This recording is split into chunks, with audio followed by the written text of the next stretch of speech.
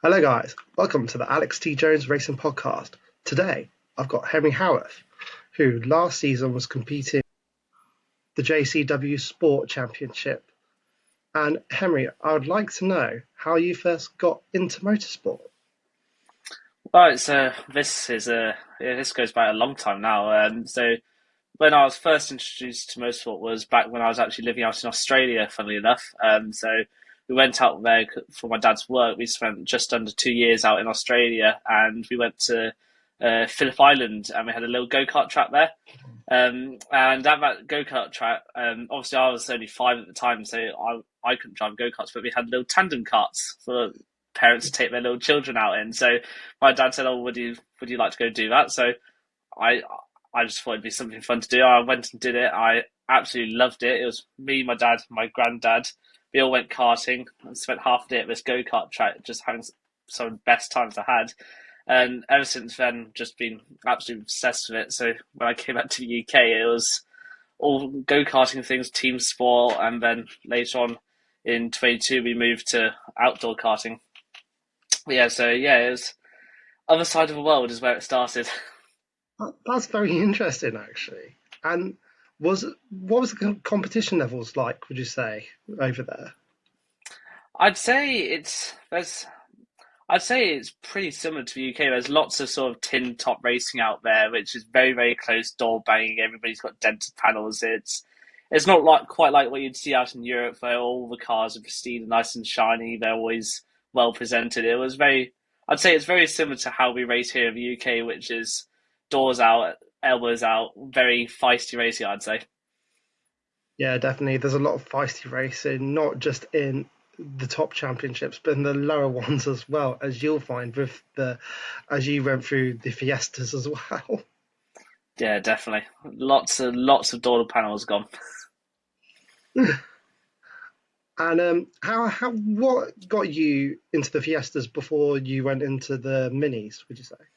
So for me, sort of where the car started, obviously we were in Rotax back in 2022, and towards the end of 2022, when I was sort of getting to the front of these kart fields, my dad sort of realised the sort of money that you have to spend in karting, and it was just untouchable for us financially from that point of view. So we started looking at what other options were out there. So that's when we started looking at cars. And funnily enough, on Facebook, there's a Facebook ad for the Jamsport Fiesta Junior Scholarship. And my dad saw it and just on a whim applied. Obviously, I'd only done karting up until that point. I'd never driven a car before. So it was very much a new realm for me. Obviously, you got clutch gears, you're sitting not in the centre of the car, and it was just a whole new experience for me. And we went and did the 2022 scholarship with JamSport, and I got through to the final somehow, which was a complete surprise. Obviously, I was expecting to sort of do the first round and drop out, and then come back a year later and have a go at it again. But yeah, getting through to the final and like with no car experience was a bit of an eye opener for me. And ever since then, we've sort of been into the Fiestas, and we did a bit of racing in 2023 with Jam Sport Fiesta Juniors. End of 2023, we then did the scholarship again, and I was a runner up for that year, so just narrowly beating out. But off the back of that, um, we were offered a drive in the senior 240 championship with Turbos and Six. So again, a big step up from the junior car, and again we sort of just decided, well, let's do it. Let's What's the worst that could happen? Like take a year to learn and then come back and go for the championship. And by the end of the year, I'd already got on the overall podium, beating drivers with decades of experience in these cars, and ended up winning the AM championship with beating my teammate Archie actually, which was absolutely unbelievable. And it was an incredible year, and I've just been hooked with Fiestas ever since then, basically.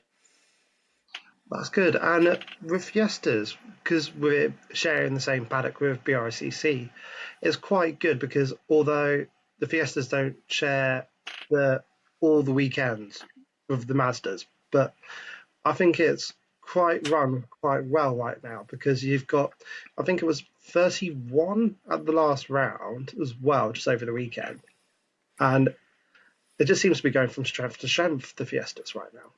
Yeah, I have to admit, from my experience, particularly the Fiesta Juniors in recent years has taken a big step forward, definitely cementing itself as one of the best front wheel drive junior series here in the UK. So I'd say definitely, I think it's 31 car grid they got at Snetterton, so which was absolutely ridiculous. And obviously I was coaching that weekend, so I had the pleasure of working with four of the drivers on that grid, and as well as working with some of the drivers in the seniors as well. And both championships are great, and the stepping stones are there, and there's a ladder in that sort of paddock. And again, like the Mazdas, there's so many great series within the BRSCC, and for having been on both sides as a coach as well as a driver in that paddock, I'd say they're definitely making big strides in that paddock to make these grids more recognised within the more wider UK motorsport.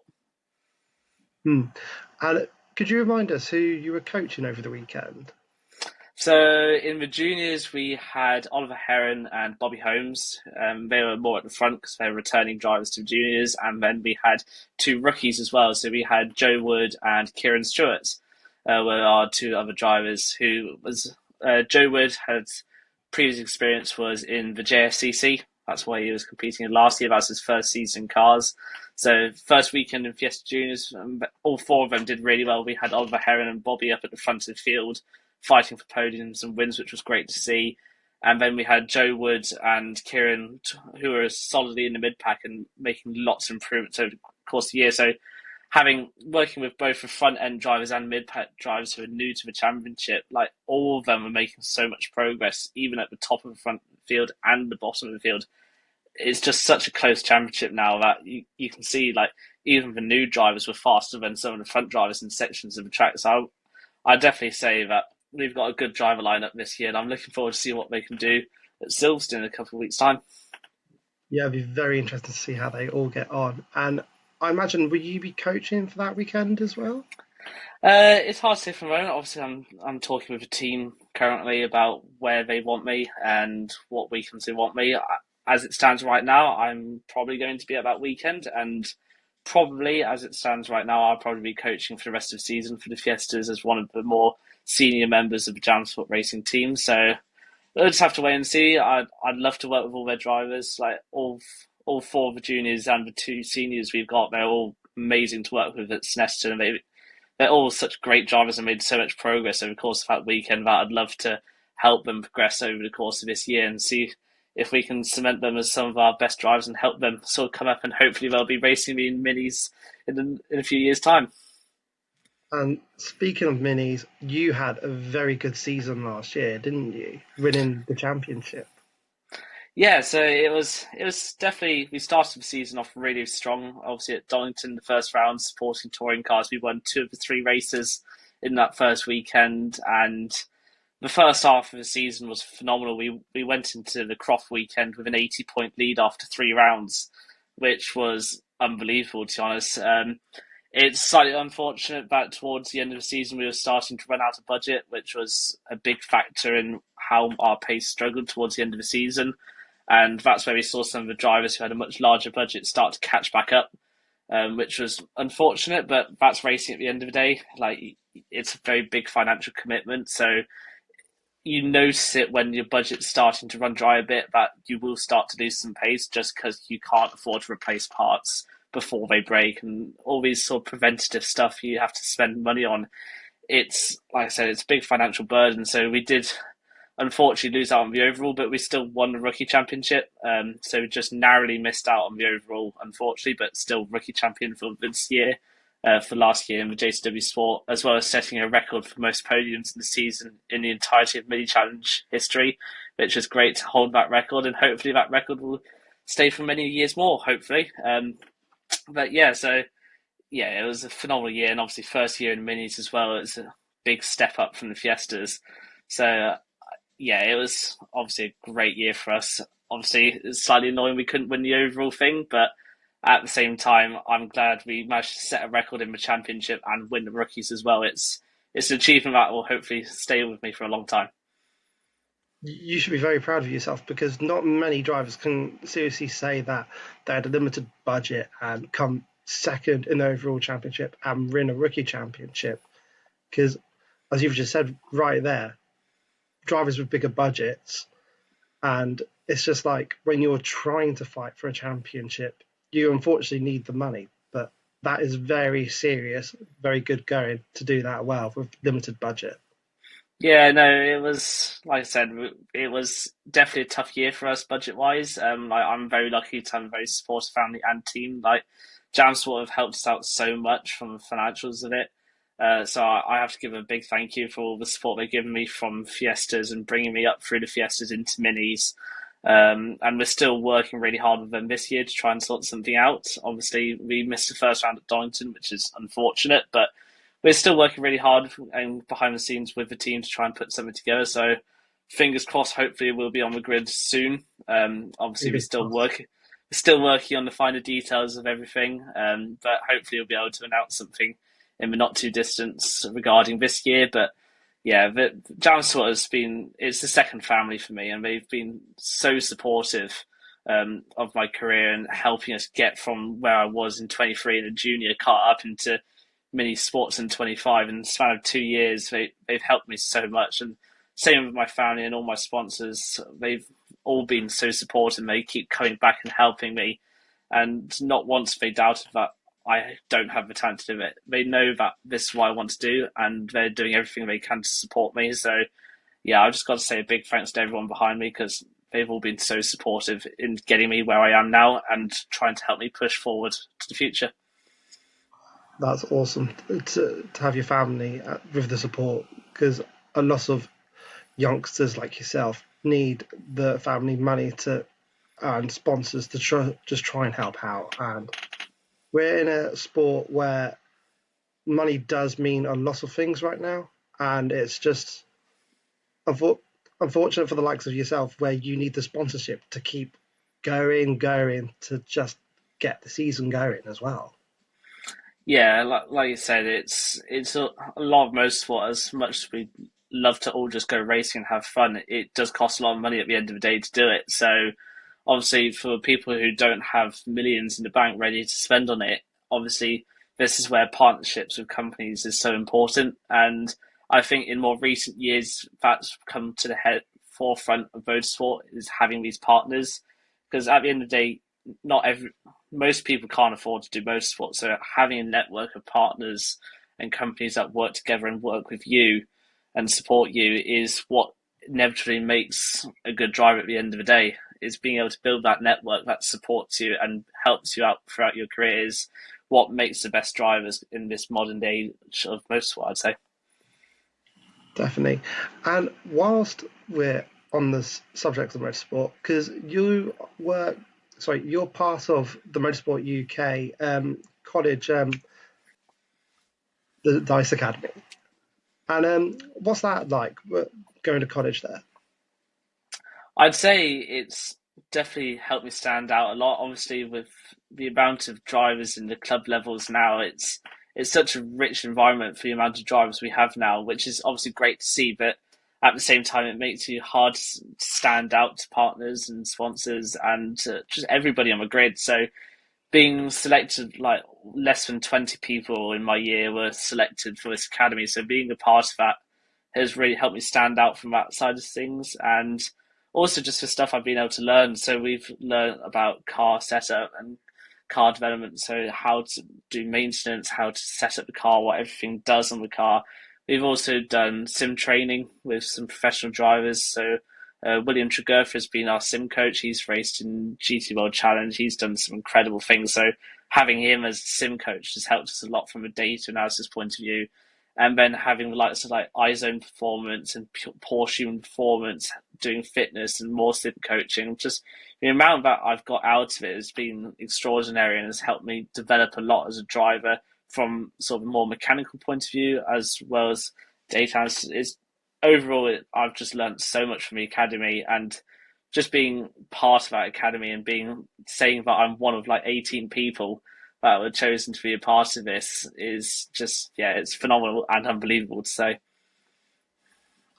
And a name you mentioned there, Will Tregertha, he is a very accomplished racer, and to have him to do coaching, that must be unreal to learn off him.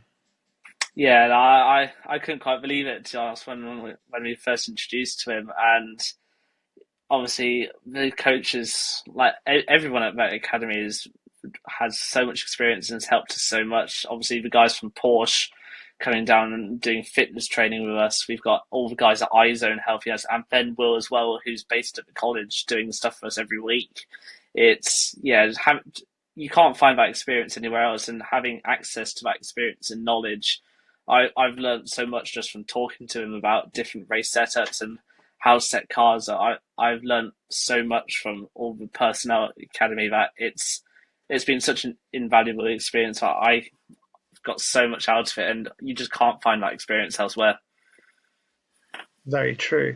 And because I first entered motorsport in 2013, and from memory, I don't think the academy was fully formed at that point, but I No, I don't. I think it was, when was it? I think it was 2018 was when they were first sort of starting to publicise it. but it's I think, as you've just said, I think it's a very good initiative for any youngster just to help with you guys, just to get into the rungs of motorsport at the junior level, and then you just keep climbing, climbing, climbing. Yeah, no, the academy has helped out a lot of drivers, and it's helped these young drivers who don't have much experience as well get their name out there. So there are quite a few karters and people like that on the academy, and it helps them, particularly that transition when they start moving into cars. And like, there's some incredible names in my year. So you've got like Ethan Jeff Hall as well in F4. We've got Finn Leslie, who's raced British touring cars and TCR. There's some incredible names in this group that I've been a part of, and yeah, the academy's just helped all these drivers who might not have necessarily been picked up by these teams or noticed by partners, and helped to give them that fighting edge to help them get up to motorsport. So yeah, I'm really glad that Motorsport UK have pushed for this course and have developed it the way they have. They have done a lot with the course, and I think for all the drivers that get to be a part of it, it helps them so much. Definitely. And have you got a goal in mind of where you want to be within the next like 10 years? Or I'd say, obviously, touching back on a sponsorship point of view, it will be very dependent on where we can find that budget. So there are quite a few routes we're currently looking at. So obviously, British Touring Cars is one of them. Obviously, we're supporting them. I know that paddock very well, and I've been in and around the touring car teams as well. So I know quite a lot of people in that paddock, and to be say that I'm a BTCC driver would be a great thing to establish myself in that paddock and be one of those drivers, like taking like pages from Tom Ingram's book. If I could build that network and be a stable driver in BTCC, that would be amazing. There are some other routes as well we're looking at. Obviously, the Nürburgring, the NOS series, has taken up it publicly a lot in recent years, particularly with the addition of like Max Verstappen and like Jimmy Broadbent, all these massive names going to that grid and working with that championship. Obviously, the Nürburgring has taken up a lot, and then obviously that could link into endurance racing for like ELMS and then Le Mans, Daytona, all these amazing races. If I could just be a part of some of these races, or like British touring cars, all these big 24-hour races, if I could just be a part of that, that's sort of where I'd love to be.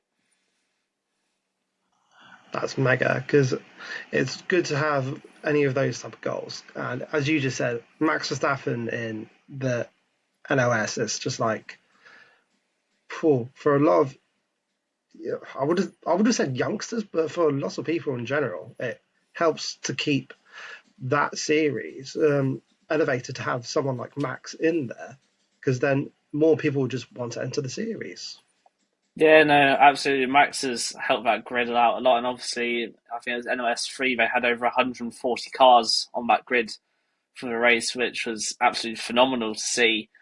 See grids that size in endurance racing, you just don't really get that anywhere else. So, and obviously, it brings a lot of people who might only just have watched F1, but then they see Max go and race something else, and they're like, "Oh, let's go see what Max is doing." And obviously, for a grid to survive, it very heavily relies on who goes and watches it at the end of the day. So the more people you can get in to watch these races and come watch live, go see the cars in person at the track, the more we can attract obviously the better it is for the grids and for the drivers at the end of the day.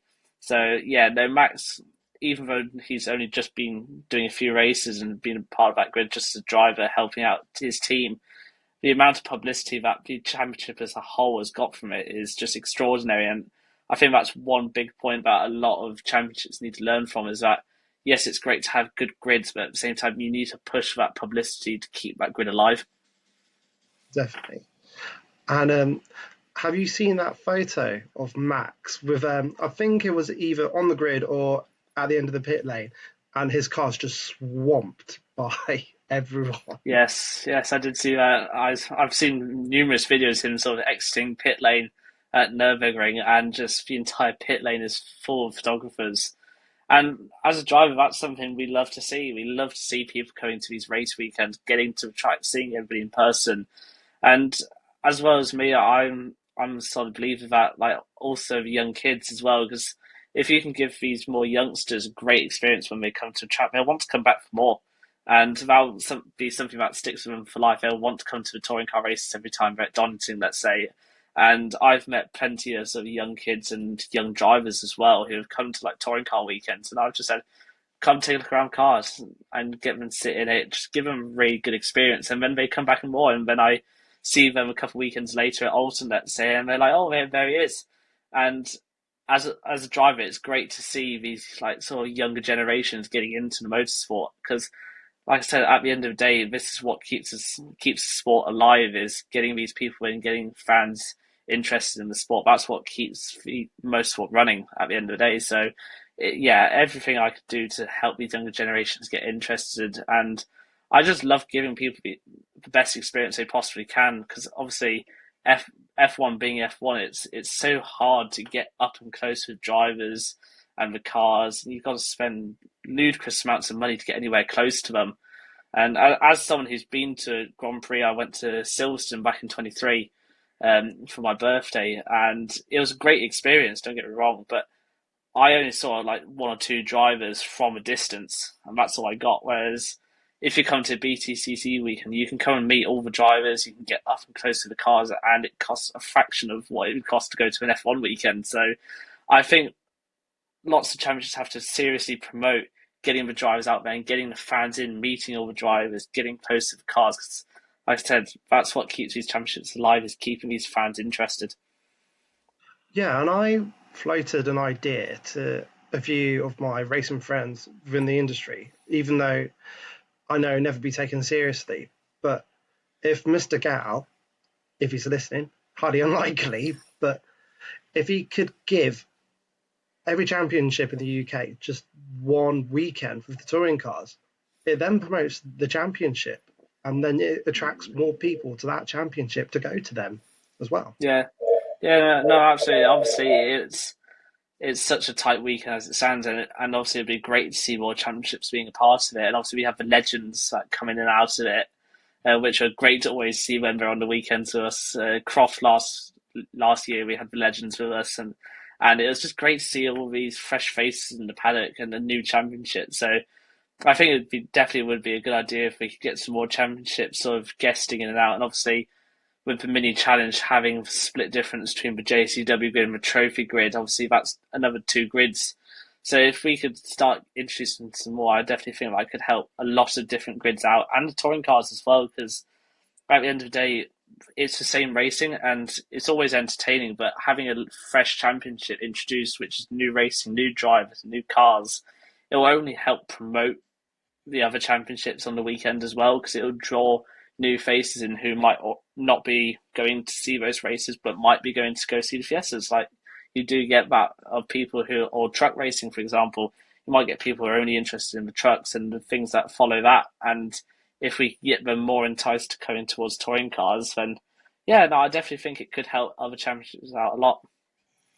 I was there for at Brands a few weekends ago for the trucks because I was supporting my team boss Josh Bromley in the Civic, Yes. and I have to say it's so weird just seeing the trucks go around Brands.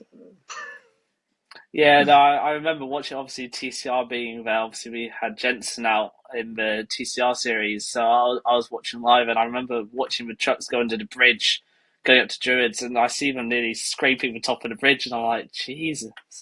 And don't get me wrong, it's great racing to see the trucks, and I sometimes wonder how they actually get round the corners, to be honest. But Yeah, no, there are some great series out there, and I just think they need to get more recognition because, like you said, the Civics, the Fiestas, they're both amazing grids with amazing drivers on them, but I just don't, as it stands right now, they just don't quite get the recognition they deserve. definitely. It's just, as you probably know, it's like for most of the championships which do support touring cars, you've got a ridiculous championship fee which you need to pay for just to be on that grid for that weekend. Yeah, yeah, no, it is obviously, like I said, it is very expensive, and obviously with all the ITV coverage and being a part of that grid, don't get me wrong, the exposure you get from it and the partnership opportunities in that paddock is phenomenal, and the weekends always run to the best standard I've seen, but that does come with a price tag at the end of the day, and it is much larger than all the other championships that I've raced in so far, which is obviously a big door for a lot of drivers, a big hurdle for a lot of drivers to overcome. So obviously it's tough and everything costs money at the end of the day, which is why it's so expensive. But obviously the championships have to do what they have to do to keep that position and keep that championship alive. And if, like I said, if we can just get more drivers and we get more fans in, then the more fans we get and the more recognition the championship gets, the more drivers we can get in, which in turn helps the championship. So I think it's all one big loop of everybody needs to help each other to keep everything running as it should. Very true. And whilst we're on the subject of touring cars, actually, um, I'm guessing, would you want to be on in another support series for the touring cars, like Porsches maybe? Or Obviously, we have looked at numerous options. Obviously, you have the Sprint Challenge, you have Carrera Cup. I don't F4 and single seasons. I don't think is where we're looking at. I think we would stay within that enclosed sort of tin top racing. That's where I'm sort of strongest. So obviously we have looked at the Porsches. It's a phenomenal championship, and the recognition and the brand representation is phenomenal. Obviously, it is a lot more expensive than what we're currently in. So there is obviously the disadvantage to race the Porsches a lot, and damage bills are much higher from people I've talked to, like Toby Trice on the grid. I know him quite well, and like you can have one little crash, but the parts and everything cost so much. So obviously, as good as the championships are, there is a heavy price tag that comes with those Porsches. And yes, it'd be great to get out in the rear wheel drive. Obviously, my entire career so far in cars has been in the front wheel drive base. So for now, we're probably going to stay with those JCWs and look sort of touring cars and stay in that front wheel drive tin top area. But it's definitely something to consider for the future. You never know, we might see me out in a Porsche later on in the year. We don't know yet. We're still exploring all the different options as it sounds right now. Yeah, we'll just have to wait and see. well, I hope hopefully you get a chance. And whilst we're on the subject of this season, do you think you'll be able to do at least some of the rounds in the Mini? I'd like to say I'm quite optimistic. Obviously, there's a lot that needs to fall into place for us to be there, and it will be a tall hill to climb to be able to do it. Obviously, we haven't given up, and we're like I said, we're working very hard with Jam Sport and all of our current partners to get me out on that grid. So we're definitely hoping to be out at some point, but like I said, we just need to work out all the details and try and put something in place so we can get me out there. Hmm. One thing I'd like to know though, when you were younger, did you have any favourite drivers whilst growing up? Oh, it's a tough question. Obviously, I have to name it Lewis in F1. Obviously, he's been quite an inspiration for many young drivers, and it was all the time when I started watching F1 where he was just coming in his McLaren years. And obviously, he's been a very big inspiration for me through my younger years through karting and stuff. In more recent years, I'd say Tom Ingram in touring cars has been a big inspiration for me in more recent years. Obviously, what he's been able to achieve in touring cars and the sort of network and everything that he's been able to put together to put him where he is now is just phenomenal. And if I could do something similar to that, that would be the dream. So I'd say like Lewis and Tom would be my two biggest inspirations coming up through motorsport. Two good shouts there. I remember a few years ago when I was just coming into the sport as well. Tom was actually in the Janetta Juniors, and we're not like closest friends, but we're okay friends, and we have an occasional chat and that. But he is a very good guy, and I'd say for any youngster, um, he is a very good role model to actually um, follow in a sense. Yeah, no, I totally agree. Obviously, I've spoken to Tom before from being around those touring cars, and obviously, like going back to all the things about partnerships and getting those companies on board, I'd say he is a great role model for what a driver should be in the modern day. And the amount of like social media work and networking and all the companies he's got behind him and that network he's got behind him that supports him, I just haven't been able to see anybody else on the grid that has that level of support from a group of companies like that. And I feel like that's what drivers should strive to do: is create this group of networks and companies that all work together and then also help you as a bonus. And I think that is what most drivers should strive to do because, like I said, not everybody has a few mil in the bank just ready saved for motorsport. So I think Tom is the perfect example of what drivers should aim to be. And the good thing about Tom is as well, whenever he feels like he's in a dire situation, he'll always look on the bright side of things. Yeah, no, totally. Obviously, motorsports is probably more lows and highs. It's very up and down emotionally. Obviously, I've had it with plenty of mechanical failures out of my control. And at the end of the day, you just got to look at it and say, this stuff happens at the end of the day. And obviously, if something bad happens, you've just got to reflect on it and just say, well, either there's nothing I could do or learn from it. And then just say, right, let's get to next weekend and let's see what we can do there at the end of the day. And that's what wins championships at the end of the day. If you have a bad weekend and you let it get to you, that could affect you for the next weekend. And it's something that happened to me a lot in 24. We had a lot of mechanical problems, and at the end of the day, I just had to say to myself, we just need to calm down, reset, and we go again. And in the end, that's what led to me winning the championship in 24. So I'd say the best thing a driver can do in that situation is just say to yourself, this is motorsport. We have lows, and at the end of the day, we've just got to learn from it and then just reset and go again. Yeah, because that actually happened to me as well over the weekend at SNET, and because okay, you know Hamilton's at SNET. Yes, It's the only one corner which has that tire stack on the stack. inside Yeah. of the corner, and on the test day, I just went too aggressively into the corner, and I actually hit the barrier there at that tire stack, Oh yeah. and Yeah. it did far more damage than we actually thought. I was like, oh no. Mm. Yeah. But I still got out for the Saturday. Wasn't as competitive as I wanted to be, but as we've just said, you just got to be as positive as you can and just let it go. Yeah, no, I had it at Silverstone back in 24 at Silverstone National, and I was pretty close with Archie for championship at the time. And the first race we won that in class, and we were, I think it was fourth overall, which was my best result of the year. But then in race two and race three, we had intermittent turbo issues, which meant I was significantly down on power, and I was at the back of the grid, just sort of bumming around. And I could very easily have just said, right, I'm not doing this, and pulled into pit lane and just called it. But in the end, I decided just to stay out for 8 minutes left of the race and just go around. So I finished the race and got some points.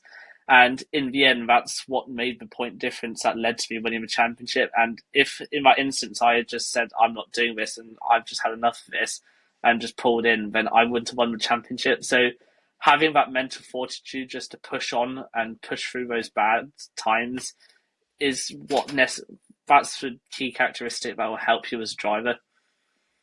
Yeah, and that's very good that you stayed out because, as you said, every point matters in any championship. If you're just, it doesn't matter where you are, but it's just you need those points. Yeah, no, absolutely. And yeah, I feel this is a recurring theme with Silverstone. It was the same as last year. Like, obviously, we went into Silverstone National last year. We had done no testing because of budget. In FP2, we had a front right suspension failure, which took me out at the beginning of FP2, so we got no running in FP2. So I had no previous seat time from testing. I was down a practice session on a Friday. The car wasn't as good as it could have been, and I just had to push on. And Archie beat me in all the races, which was devastating to see, obviously, as he was my championship rival. But at the end of the day, I just said, I've just got to keep pushing on. We've still got one more round. It could still all change. So just being able to tell yourself that this stuff happens and that you just need to push through it helps so much. And you see a lot of younger drivers, particularly when something goes wrong, they don't quite have that mental fortitude. So if you can get that drilled in the earlier years, it will help them so much when they start progressing into higher championships. Definitely. And is there any tracks you'd love to race at? Well, obviously, I'd love to go to the Nurburgring. Obviously, that's something I'd love to go give a go at. Obviously, who wouldn't want to go to Nurburgring? One of the most famous tracks of the year um, in the world. So obviously, I'm hopefully for my birthday I can have a little trip out to Germany with some of my mates and just go do some laps around the Nurburgring. That's what I'd love to do. Obviously, it'd also be great to race there as well. But that might be something for in a few years' time.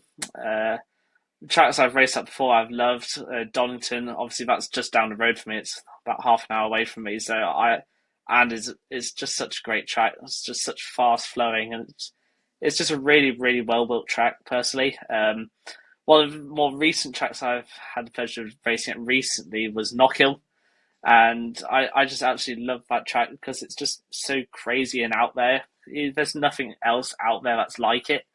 And obviously in the Scottish Highlands, there's some great scenery out there, and we were fortunately blessed with sunshine when we were there, which was a bit strange for rural Scotland. But yeah, it was racing at the Knockhill weekend was phenomenal, and yeah, it was a great experience. That must have been awesome because I've not been to Knockhill and I would love to go as well. But it's mega just seeing all the cars just float over some of the curbs and you're almost like two wheels in the air or whatever when the photos are taken. Yeah, no, I remember when we first went to Knockhill and we did a track walk, and just seeing the size of some of those curves and just thinking, how are we taking that? And then you think you're taking a lot of curve, and then you go watch the touring cars, and they're taking an extra half a car length over the curves, and you just think, wow. Particularly like Ash Sutton's moment last year through chicane in qualifying, that was unbelievable to watch, and you just sometimes wonder how the cars actually cope with all that. Um, and yeah, no, Knockhill is a one of one type of track. There's just nothing else out there like that. Because I remember, I think it was probably about 5 or 6 years ago, and I think it was no, probably longer than that when Jack Goff was in the series, and Hmm. um, I don't know the corner names that well, but you know that chicane of where you go left, right after the first three corners, and they're literally Yes. like almost so sideways on, and they're still in the air. And Yeah. I remember Jack Goff going absolutely, he mudded the curb, and for a second he was completely airborne. It was so fun. Yeah. Yeah. No, I've had a few moments there in my JCW through there. I remember, obviously, we can't take quite as much curve as touring cars can because they're all over the sausage curves through there. We can't quite take as much. So I remember my engineer had told me, stay away from sausage curves. You can go up to them, but just don't take them. And I was like, oh, okay. And I was about two sessions into a day, and I just thought, let me just try and see what happens. And I just touched the edge of a sausage curve, and it spat me up on two wheels. I just thought, right, I'm not touching that again. Yeah, So yeah, no, it is a totally extreme track, but it's just so much fun to go around. can imagine. One track I haven't done, I'm guessing you've done it because it's on the touring car calendar as well, is Thruxton, because Thruxton looks mega. Yeah, so I haven't. Obviously, the trophies are on that weekend, so I haven't driven it on the touring car weekend. But back in 24, when we were supporting TCR and Fiestas, They put it on my calendar that year, and that is probably one of the scarier tracks I've driven around personally. In the Fiesta, we were hitting 132 miles an hour in the toe down that back straight, which was just ridiculous speeds for a Fiesta to be hitting. And going through church that fast right on the back end of the track, we were apexing at nearly 120 miles an hour through there in a Fiesta, Mhm. and we were bouncing all over the place. And I just remember thinking to myself, "Oh my god, this is ridiculous." But surprisingly, one of my best results have been there. So I remember that weekend I was on the overall podium, not only as an AM, I was third overall in the first race, and then I got my first overall win there in race two, and then reverse grid. I went from P10 to being involved in an incident on the first lap, which dropped us down, and then clawing my way back all the way through to overall P3 again and winning our class in all three races. So that Frankston holds a special place in my heart because it's probably the best weekend I've had in racing in cars. That sounds mega to do that, because to get to up to P3 after a mistake, that sounds like you had a drive to get there. Yeah, it was definitely a chaotic race, and we had sort of intermittent rain throughout as well. So it was all like, do we go slicks, do we go wets? And it was all just a bit chaotic. And we had safety cars left, right, and centre, red flags. It was all a bit of a chaotic weekend, but yeah, Fruxton holds a special place in my heart because yeah, it's just such a fun track, just for the pure speed of it.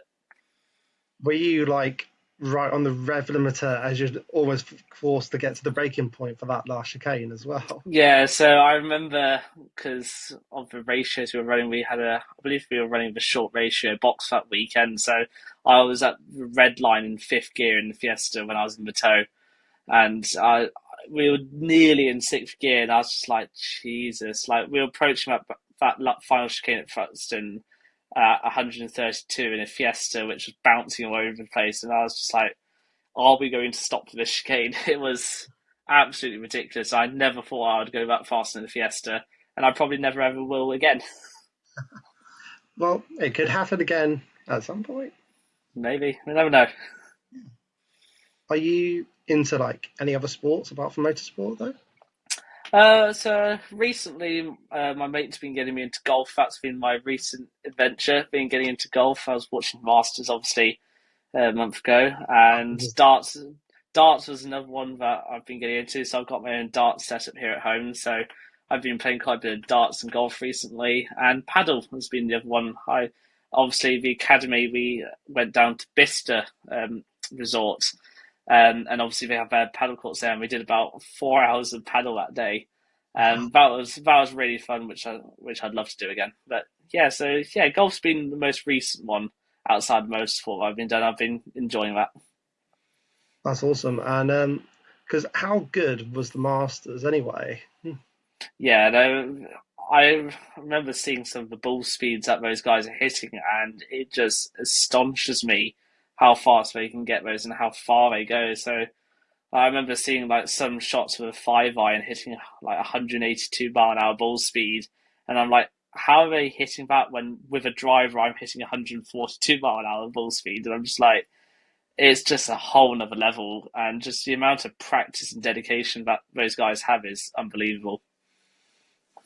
And it's mostly down to their gym programs now, because I they have like tailored gym sessions where they can really build their arm muscles up to actually get this to get those hits in. Yeah, no, like I said, like all sports require dedication, but to be that high of a level in golf is having now actually done some golf myself and had a bit of an insight to what the sport's actually like. It's a lot harder than a lot of people realize it is, and when having now done some golf and watched the Masters, I have a new level of respect for those guys.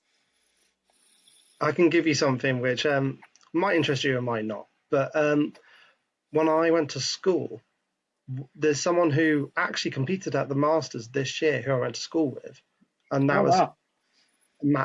Matt Fitzpatrick. Sorry, that's it. Oh, I think I heard the name. He was in the Yeah, year no. above me, but we were in the same house, so that's why. Oh yeah. Yeah, no.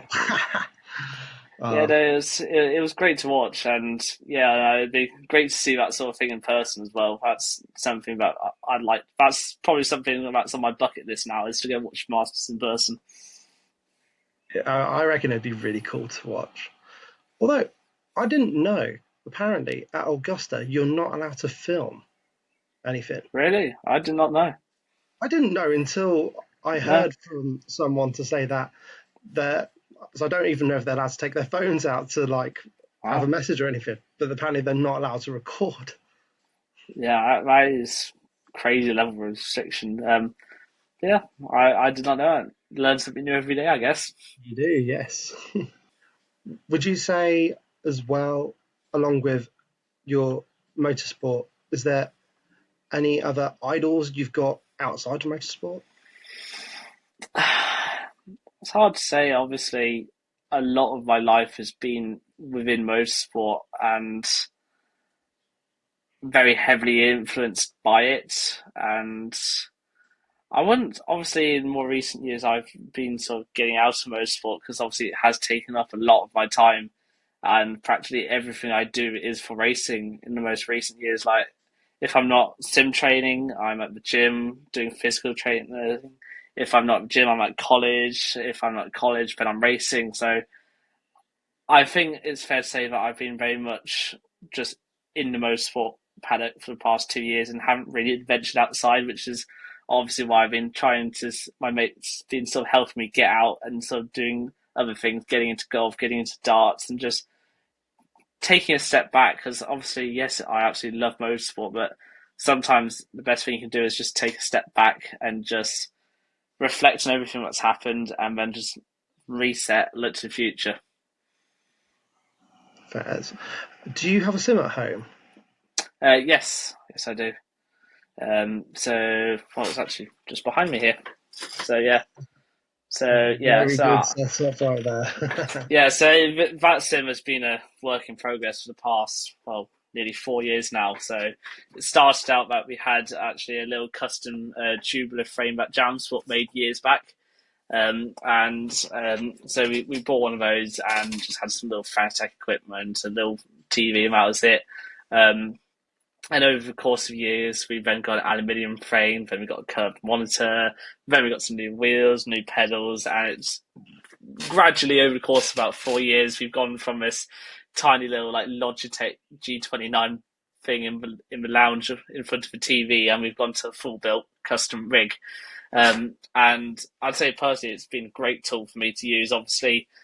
Again, obviously not having a lot of money doesn't it means I can't be out in car all the time. And obviously you see some kids who are out every other weekend testing in their cars, and that's not something that I can do. So the sim has played a big part in sort of my preparation for race weekends and all this sort of thing. And like esports competitions as well. So I've had the pleasure of doing a few of the iRacing special events. So I did the iRacing 12 Hours of Bathurst a couple of years back with Jensen, actually. And that was a great experience. And I'm looking to do probably Nürburgring as well, 24-hour this year, hopefully, or maybe next year. And just trying to get more involved in that as well, get into the endurance side of things as well, and have a team that I can work with to do these races. But yeah, no, the sim has played a massive part in my development as a driver. Awesome. Because I was going to ask if you were in any leagues and stuff like that, but that's awesome to actually just do some of the longer ones. But you must feel sure that surely you must be on the sim for long, and you just think, wow, that went by quick, or you might just be like, oh, I'm getting tired now. Yeah, I think it's fair to say recently I have spent lots of time on the sim, so I'm well over 1,000 hours on the Setta Corsa recently. Um, and admittedly, I have just started to dial it back a bit and said I just need to take some time away and then I can come back to it and work hard on it again. But yeah, obviously I've used it a lot because obviously over the winter period of time we didn't know what I'd be racing on or if I was even going to be racing. So obviously we hadn't done any winter testing over the course of last winter, which was very different to the winters before. Obviously, winter of 23 going into 24, I was testing junior and then testing senior, and then 24 into 25, I was then testing minis, and then so this was like the first proper winter where I hadn't really tested anything over the winter. So I was very, very heavy on the sim over the course of last winter, sort of just trying to keep myself fresh, and probably overdone it a little bit. I think it's fair to say. Lots and lots of hours, lots of races done online as well. So I've sort of dialed it back a bit, and now that we're starting to make some progress for this year, hopefully, sort of getting back into it and bringing the hours back up again. Good. Going away from the sim racing, what do you make of this year's Formula One? I think it's definitely been a weird step for the series. Obviously, I don't agree with everything that the championship's done. Obviously, going from that 50-50 energy to engine split, I feel like was a step backwards for the championship. Obviously, F1 is a championship that's known for pushing the limits of the sport and pushing these cars to the limits of performance. And I feel like we've sort of taken a step back from that, and it's now more about the publicity of everything. And I think, yes, I think the cars aerodynamically have made a good step forward. Obviously, in the more ground effect years, obviously the cars have struggled to follow closely, which has prompted very sort of train-like racing, not really much like wheel-to-wheel action. And I feel like the cars, from that sense, have improved a lot, and the cars can follow each other a lot closer now, which promotes that racing. But it's just the sort of more artificial means of overtakes that have sort of ruined that feeling a little bit for me personally. And because of that, I've sort of taken a step back from watching F1. Obviously, in 24, 23, and 25, I was there for all the races. I watched start to finish, quality, practice. I was there for it. And admittedly, I have sort of fallen out of love with it a bit this year because it's not quite what as a driver myself, it's not what I like to see. I want to see drivers having to work for everything. They need to have the confidence and the aggression to make these moves instead of just pressing a button and driving past the person in front, and then a lap later it being the reverse. So I feel like, yes, the cars in some areas have made a big improvement, but there are also some areas which do need some serious improvements for following years. One thing I have quite enjoyed though is seeing the addition of tracks like Portimao coming back to the calendar, and seeing these amazing tracks come back to the calendar, which is really nice to see because obviously I think Portimao was last time I was there was like 2020. It was a long time ago, and seeing these tracks come back, and I'd like to see places like Mugello as well. Seeing these really, really popular and amazing tracks that have been off the calendar for ages coming back has been a really positive step for me to see.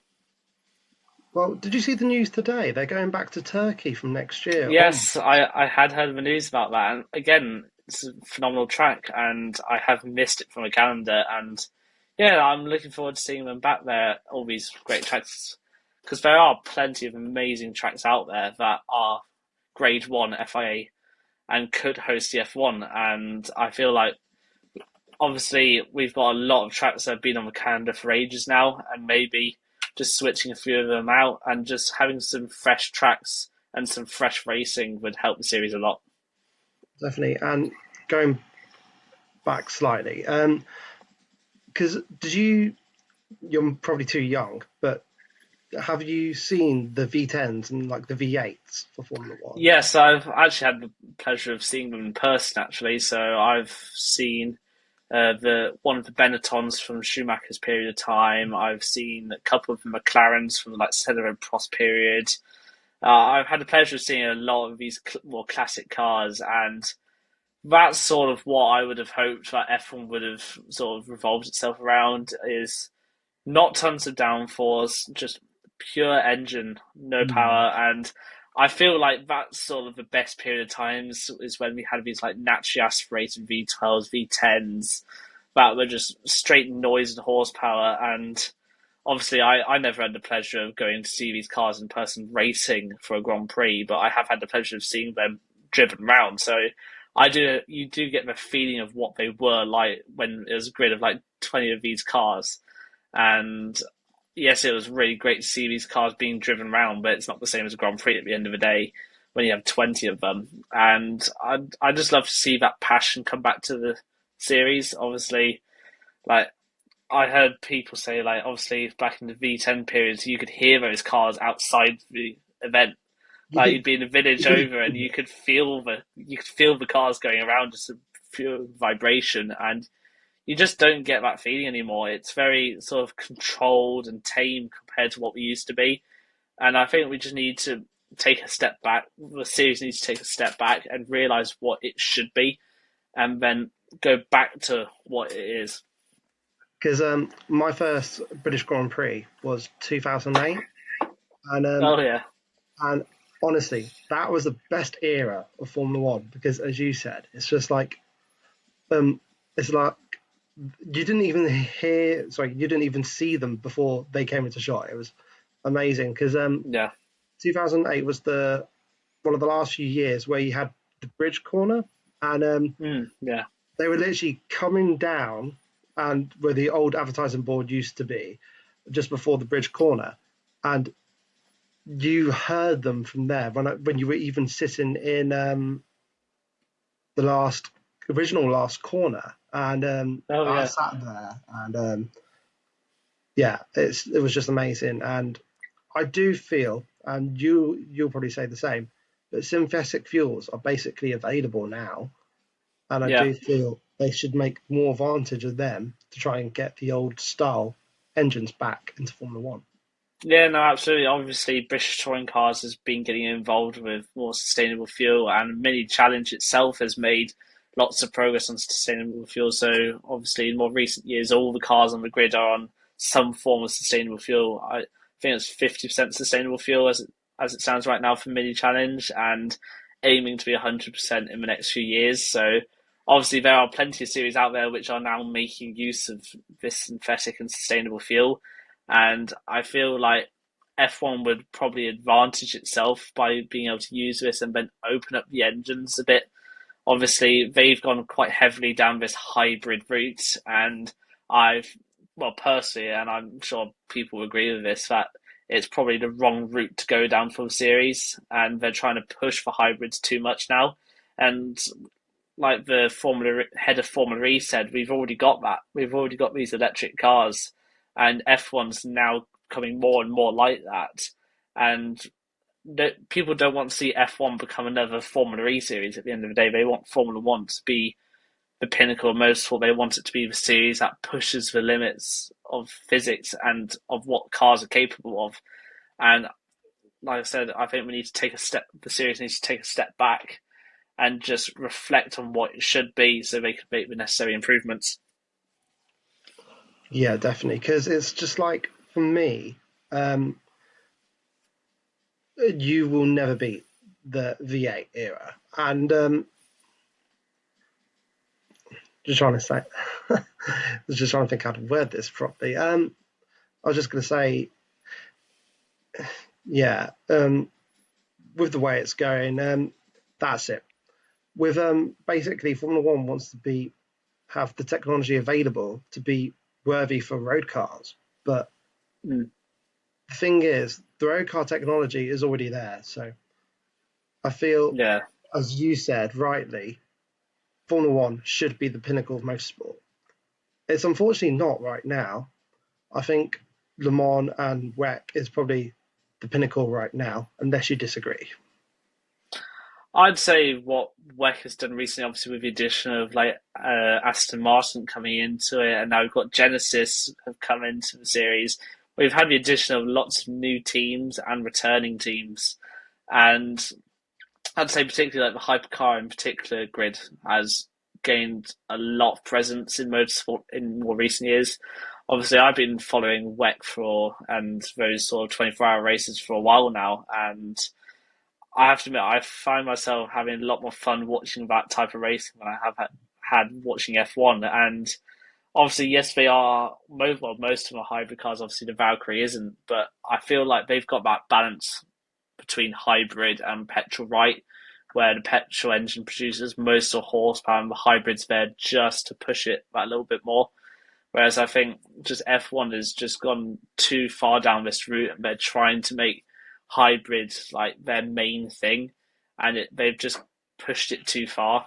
So I think they just need to take a step back and just reflect, and then they can go from there.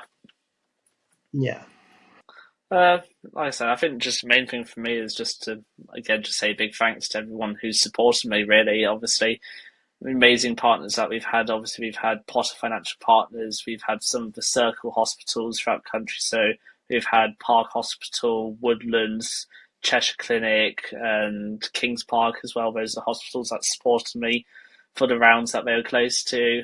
And yeah, we've just been really lucky with the people we've been able to work with last year, and Jam Sport as well being such a phenomenal team with how much they've helped me. And now I'm returning back with the coaching and helping our junior drivers. And yeah, just to say a big thank you to them and all my family and friends who have come to race weekends and helped support me throughout my career so far. Just a big thank you to all of them who supported me.